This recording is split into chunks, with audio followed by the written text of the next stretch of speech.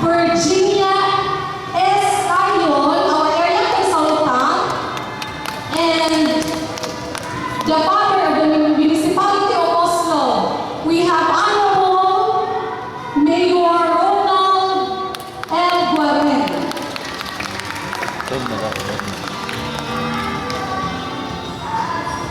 We also acknowledge the following from the Mindanao District Administrators.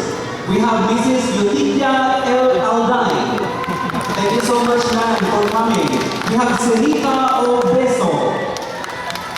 We have Delia de la Calzada.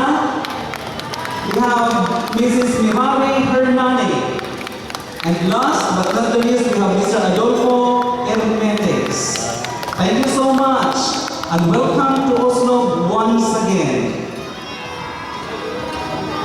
Summer has ended, so it's back to school once again.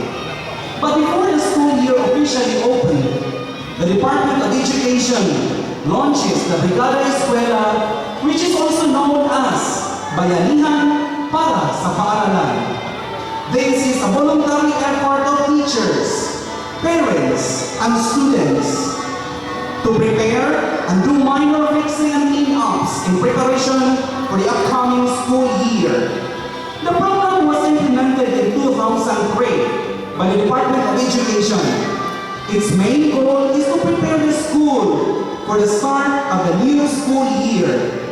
It is also one way of helping and making the school beautiful, conducive for learning, and gives it a clean and welcome atmosphere for the students to look forward to.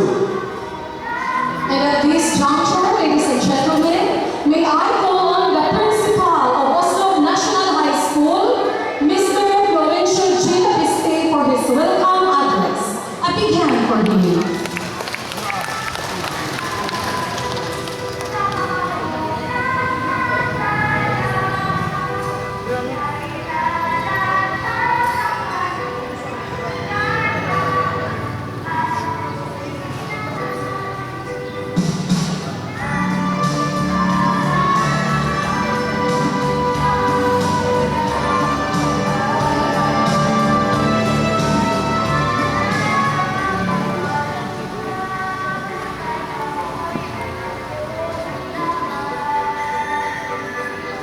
Our beloved visitors from the Education Hospital Province, represented by our assistant education superintendents, Mr. Jeremy Philip and Mrs. Jody Clemente, together with some area supervisors, school heads and teachers from the area, Santander. Once again, good afternoon. So this afternoon, we are very glad and we are very proud for Oslo to show to you the cultural part of Oslo. So among pasalamatan ako sa inyong pagsuroy sa South Cebu na kining Oslo ng inyong tagaan o sa kadapit din arita magdungan o palihapon. So sa inyong pag-abot, I hope nakasuroy mo kandiyo sa ang gitawag mo kwartel.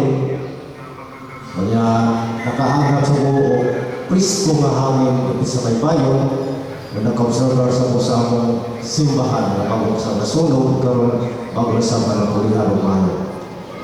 So I hope sa inyong pag-abot na magaling mga katulian ni Gagmay, kasailuan namin, pagili mo dito ang tao. So makausapan, salamat, ug welcome sa Oslo Cebu.